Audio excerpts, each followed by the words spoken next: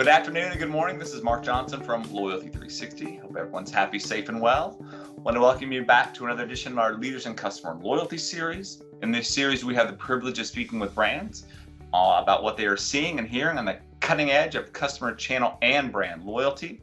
Today, we have the pleasure of speaking with Linda Nelson. She is the process consultant from Progressive. How are you today, Linda?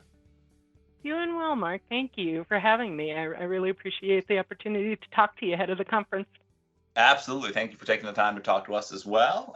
First off, when we start these, we like to get to know the people, the individuals we're speaking with on a more, individual level. I've used that twice now, but would love to know a little bit more about you, maybe some of your work history, and then everything you do at Progressive. Absolutely. So I've actually kind of been with Progressive for the long haul. I'm coming into my 23rd year with the company now. And I have worked in a few different areas within the company, our production area, as well as our portfolio management group. And recently just moved over to our customer experience journeys org and kind of assumed ownership of our loyalty program. So our team basically supports the loyalty program. We also kind of work at creating new benefits to kind of make it a little bit more robust for our customers. And one of the other things that I get to do is we have a brand partnership site called PerkShare. So I go ahead and I manage the relationships with the vendors that we have there. Okay, excellent. And when you are not working, is there something that you enjoy, kind of a fun fact? Do you like scuba diving? Do you like jumping out of planes? Actually ask the jumping out of planes all the time, and someone earlier today said they actually do jump out of planes, so kind of I found that person. But anyway, it's something you like to do when you're not working.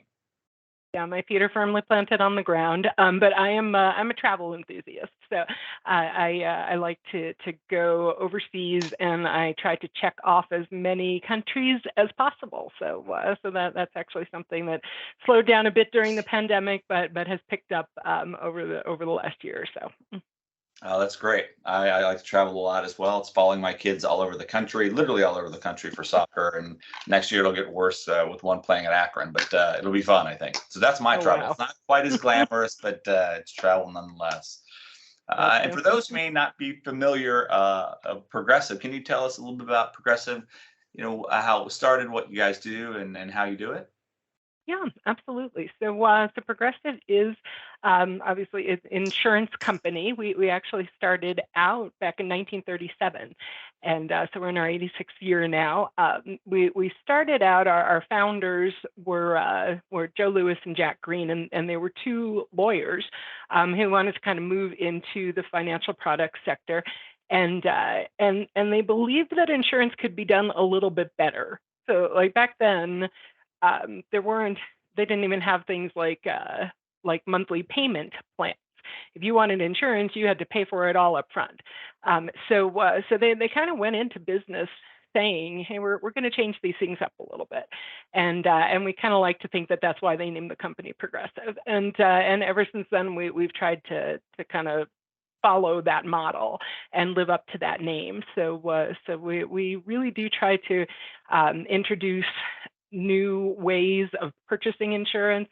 If you think back to the 80s, the only way to do it really was through an agent, and we really put a lot of effort and investment into direct sales at that point.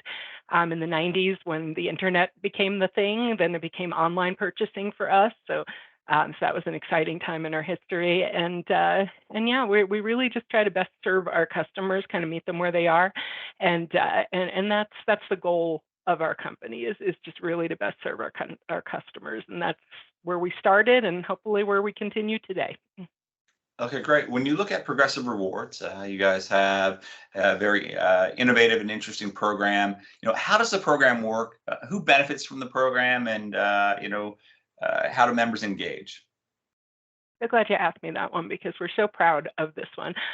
It's actually really easy for our customers. That's our battle cry for our loyalty program. We want to make it simple. Insurance is complicated already. We don't want to make it more complicated by having to enroll in something and then remember to redeem rewards.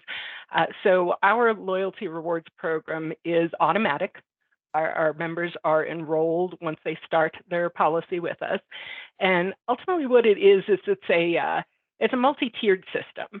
So the longer that you stay with Progressive, the more tenure you have with us, the more benefits you'll get from the system. So basically, the longer and deeper your relationship with us, the more benefits you're going to earn. So we have levels that range from people who have been with us for 6 months to people who have been with us for 20 or better years.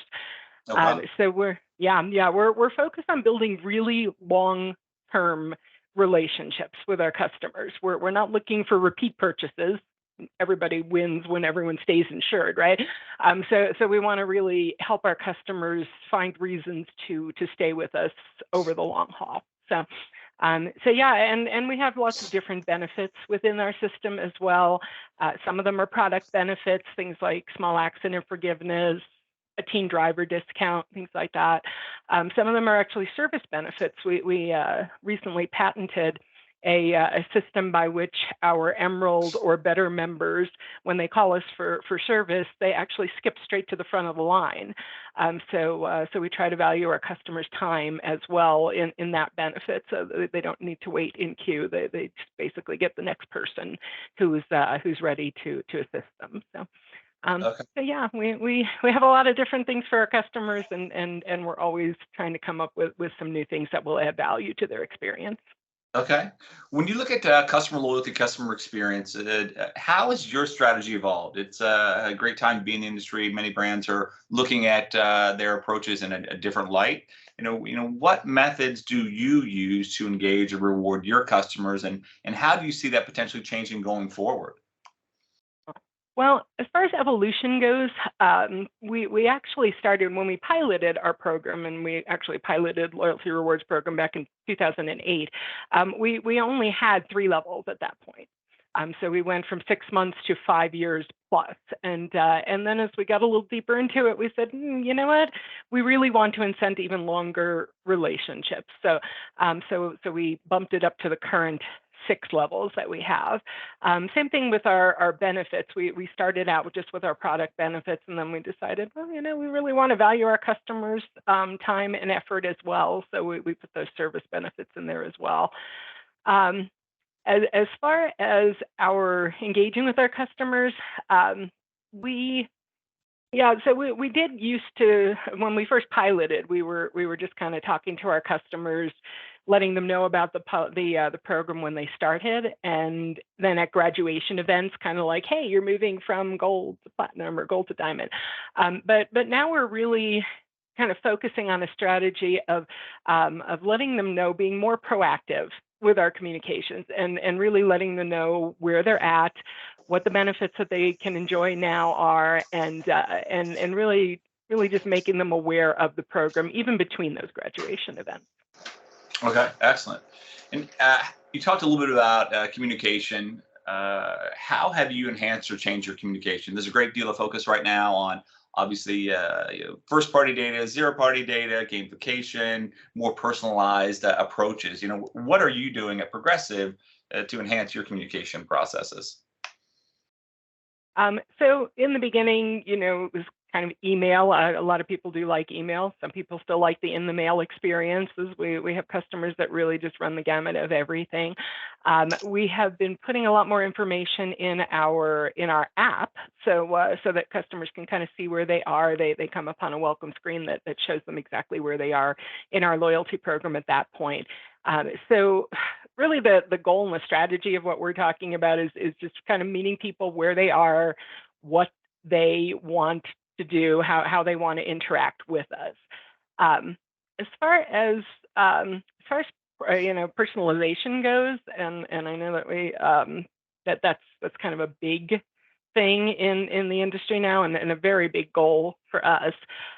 We try to meet the customers where they are and where they want to be, but we have invested, even outside of our loyalty program, a very decent amount of time and effort into personalization for our customers. So one of the things that we are investing in now is a multilingual system for people who would rather interact in starting out with Spanish. So, and with our app, actually, kind of mentioned that already, but you can choose your preferred name there. You don't have to choose just the legal name that you have on your policy. So we really do want customers to have the experience that they want to have. We don't want them to feel like they're constricted within things that don't make a lot of sense. So that's kind of what we're trying to break out of.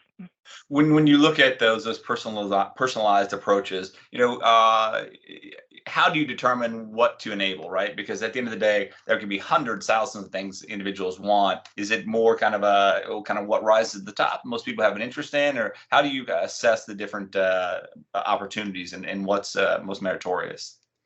Yeah, we get a lot of feedback from our customers, and we appreciate all of it. A lot of it comes through our NPS survey. Some of it just comes from people sending us an email and saying, "Hey, this would be a great thing to do."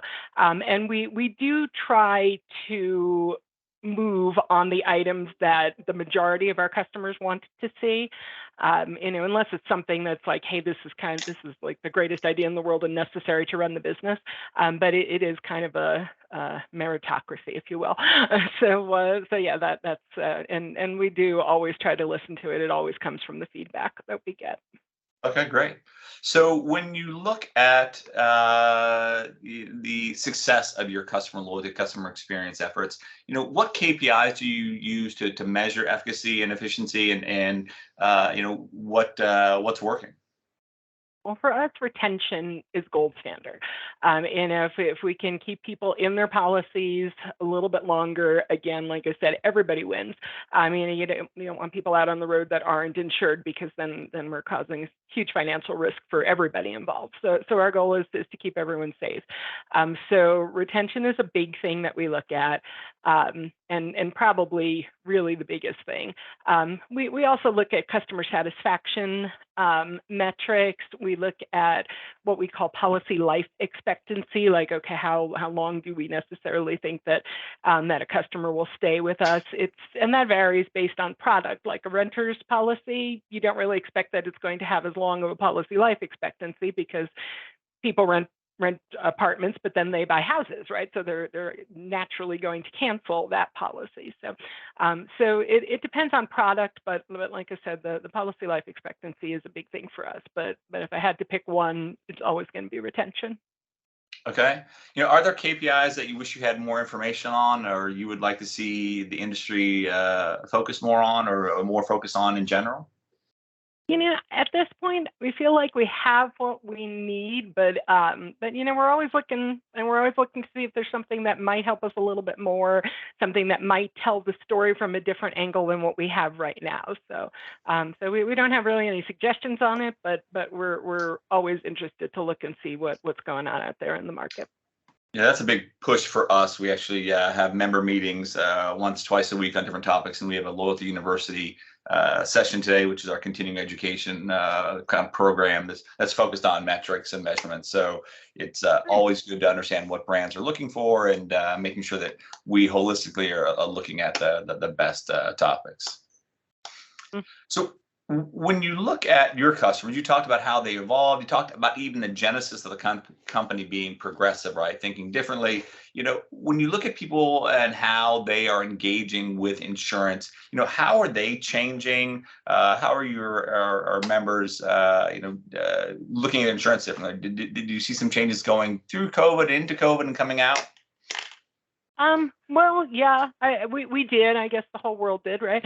And for insurance, I think the biggest change for our industry was people just weren't out on the streets all that much, right? People stayed home, so we saw like less frequency, less severity in claims and things like that. But ultimately, once COVID kind of trailed off a bit, we see everything pretty much coming back to normal levels where it was prior. So while I saw a temporary change, we didn't really see anything that's kind of permanent. The thing about insurance is, it's not a tangible product, right? Yep. You can't see it or hold it in your hand or anything. So customers have to buy it. I mean, it's one of those things like, hey, raise your hand if you have insurance, raise your hand if you want insurance. No one wants to spend money on that, but most of them just need to do it. So what we're trying to do is really kind of help them not to have to pay more for something that they need, but that might not be the most exciting purchase in the world. So we've invested a lot in our usage-based insurance product for that, particularly going through COVID, because again, usage did vary a lot at that point. But we're making some investments into trying again to personalize the product to our customers, so that as they change, we can kind of change with them and help give them what they need. Okay, great. When you look at loyalty in general, are there programs or brands that you feel that you're loyal to? And if so, what brands are they and why? Well, I can't say that there are specific brands, but we have a huge interest in groups that are benefiting from increased customer tenure versus the focus on repeated purchases kind of thing. So we're always watching those groups pretty closely, and we do have some brand partnerships with our PerkShare, and even with our underwriting products, we have some brand partnerships. Like, we don't write all of our homeowners carriers. We partner with other carriers. So really, it's carriers that are looking for that long-term relationship that we're always going to be kind of interested in. Okay. And the last question, what can Loyalty 360 do to help you and your team with your customer loyalty journey, but also maybe things that you may be looking for personally? Yeah, well, we're actually really excited about going to the conference. So there's going to be a few of us going down. We're kind of excited to see, because this is our first conference with y'all. So we're kind of excited to see how your organization kind of works, what kind of benefits you have, and see how other members kind of interact, and the information sharing and things like that. It's kind of our first foray into a loyalty organization, but we're excited to kind of take a look at that and see how that might fit in with our strategy. Okay, great. Well, thank you very much for taking the time to talk with us today. It was great getting to know you, Linda, but also a little bit more about Progressive and some of the things that you're doing in the customer loyalty and customer experience realm. And looking forward to meeting you in person. So it should be great. Yeah, thanks very much. See you in Orlando. All right, great. Thank you, everyone else, for taking the time to listen to our session today. Looking forward to having you back for another edition of our Leaders in Customer Loyalty series soon. Have a wonderful day.